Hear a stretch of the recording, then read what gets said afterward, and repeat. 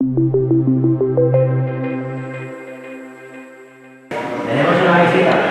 Buenos días. Aquí está Fernando José Manuel. Pues al final lo vamos a conseguir entre todos. Eso es. No, es que ya te lo he dicho así. Muy bien, chicos. Si nosotros tenemos familia por compartir, profesores para que os den clase, es lo que yo hago aquí en Barcelona. Entonces, ¿tú sabes lo que? No, sabemos todo mucho, lo que pasa es que cada uno... Profe, tú regañas mucho. ¿Os ponen exámenes también? ¿Cómo estás?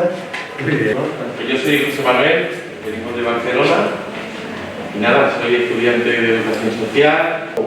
O que más allá de la ESO, ¿no? Que hagan su...